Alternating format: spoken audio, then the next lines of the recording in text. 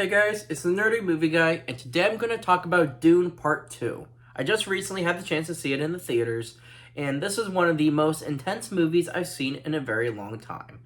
So, if this is a movie that maybe you've been sitting on, you want to go see it in the theaters, you're hearing great reviews, but you don't know if you want to sit for a longer movie, I forget the exact runtime. I think it's 2 hours and 40 minutes, somewhere around there. And for this movie, one thing I will mention is although there are some great, intense scenes in this movie, the war and the battles and just the overall action, there is generally less in this movie than the last one.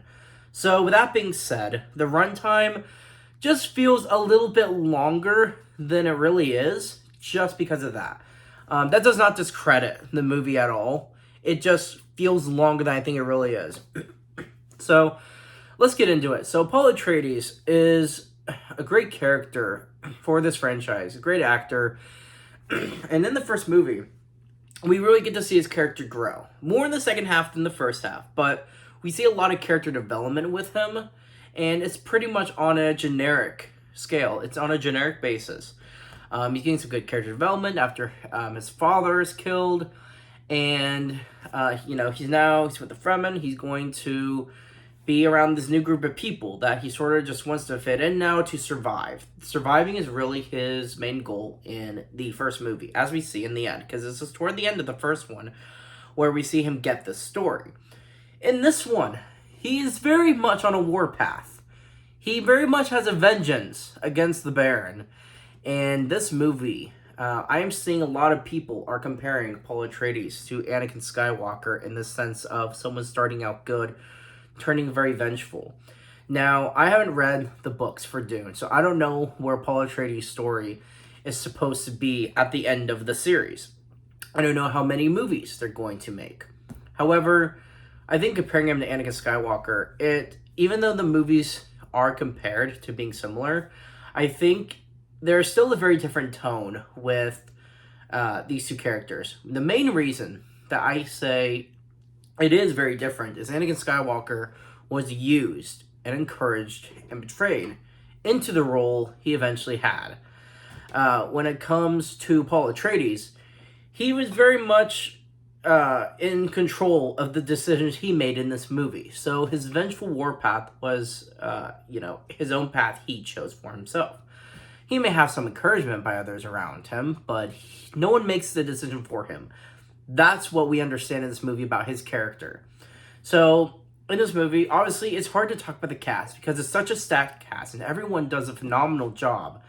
Zendaya clearly gets a lot more character development in this movie with her character versus the last one because she wasn't in it all that much at all. So, in this one, we get to see someone being close to Paul Atreides, and her character sort of is one pulling him away from this vengeful warpath that he has, that he plans on enacting. So we get to see that side of him as he's pulled between so many different sides. Now his girlfriend is telling him sort of just calm down. His mother is very much encouraging him to take all these risks to, destroy the enemy at all costs. He has followers who believe he's the Messiah. So, they don't explain that feeding into his ego, but I think it's an understood story that does play into, I think Paul Atreides, it must get to his head having so many people believing you're the Messiah. So I think that's a little detail that wasn't really explained in this movie, but I think it's understood with the fans. So, as I said, there's so many different characters pulling him in different directions where he feels lost, he feels scattered, where he doesn't know exactly what to do because he's sort of pitted into the role where no matter what he decides, someone's going to be upset with him. He's basically going against what someone wants, no matter what decision he chooses. Now, I mentioned there's less action in this one. I could be wrong. That's just how I felt. I think there were more large-scale battles in the first one, and the battles in both, I think the battles lasted longer in the first movie. However, the battle scenes that were in this one were phenomenal to watch. So there's a lot of intense action scenes in this movie where when they're going after the Harkonnens, there's a lot of scenes where it's basically just small strikes against some of their machinery or some of their scouts or some of their people. This movie, the war, is something that is a slow burn story building toward in this movie. So there's a lot of just strikes, and I think it was interesting because it was different than the last one. The last one, there were so many large scale battles that for someone who's on the edge of their seat, just feeling the intensity the whole time, just having smaller strikes in this one, it was sort of, you had time to breathe watching the movie, and I think it gives you more time to absorb everything that's going on around you with all these different characters, because there's a lot of different characters in this movie. I would say, compared to the first one, there were a lot of characters, but everyone sort of had their roles. In this one, well, I shouldn't say everyone. There are a lot of characters in this movie that are sort of questioning their roles and the roles of the characters around them. So there's a lot of stories that you just don't know which direction they're going to take, and that keeps the suspense, it keeps the mystery alive, and it keeps you engaged, focused, and connected to this movie and to these characters. So overall, one of the other acting performances that I think has to be mentioned is Austin Butler. Assuming I'm saying that right. Fade Routha was one of the more enjoyable characters to watch this movie based off his acting performance. It was just phenomenal. I was hearing people praising his performance before going into this movie, and I wasn't sure. I was like, okay, so I didn't know how much screen time he'd really have, but I was impressed with the screen time he had and the stories they gave him. I think it was really interesting. It's really cool to see. And I think he played this sort of psychotic, heartless killer very well. It was a very interesting villain. It was very intense.